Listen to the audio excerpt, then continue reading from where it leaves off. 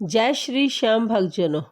आज हम आपको इस वीडियो में कार्तिक माह के 34वें अध्याय का वर्णन करने जा रहे हैं।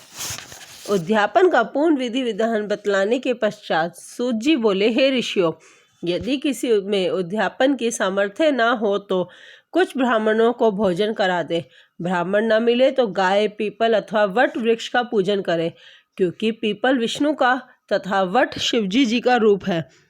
इसी प्रकार पलाश ब्रह्मा का रूप माना जाता है। यह सुनकर ऋषियों ने पूछा, हे सूत जी, ब्रह्मा, विष्णु तथा शिवजी जी वृक्ष भाव को किस प्रकार प्राप्त हुए, यह बतलाने की कृपा करें। सूत जी ने कहा, हे ऋषियों, किसी समय शिव पार्वती एकांत में विराजमान थे कि उस समय देवताओं द्वारा भेजे गए अग्निदेव द्वारा उनके एकांतवास में विघ्न उपस्थित हुआ।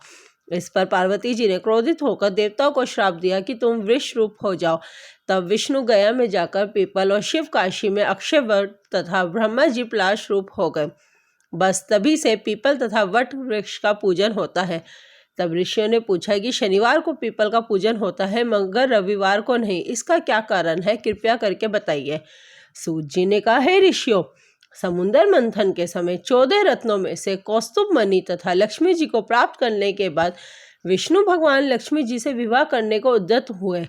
तब लक्ष्मी जी ने भगवान से कहा, मेरी बड़ी बहन दरिद्रता अविवाहित है, पहले उसका विवाह होना चाहिए।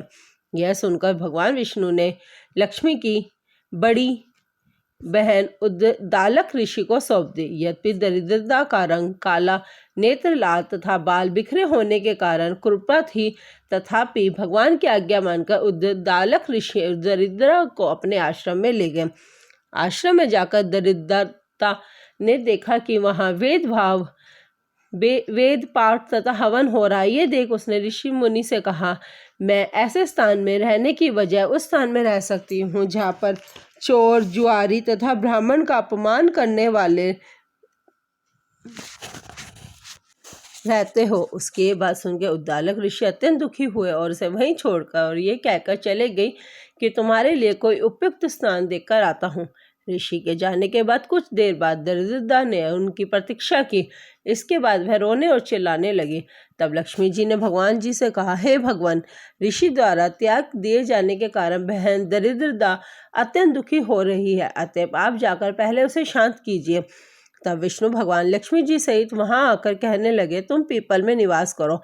पीपल हमारा ही अंश है। जो कोई कार्तिक की पूर्णिमा को पीपल का पूजन करेगा वह हमें प्राप्त होगा और उसके यहाँ लक्ष्मी जी का वास होगा। जो शनिवार को सूत लपेटकर तुम्हारा पूजन करेगा उसके समस्त मनोरथ सिद्ध होंगे, परंतु रविवार को जो तुम्हारा स्पर्श भी करेगा वह दरिद्र हो जाएगा। इतना कहकर भगवान लक्ष्मी जी सहित अंतर्ध्यान हो गए। सूत जी कहते हैं, जो इस कथा को पढ़ता अथवा सुनता है उसे बद्रिका आश्रम यात्रा का पुण्य फल प्राप्त होता है।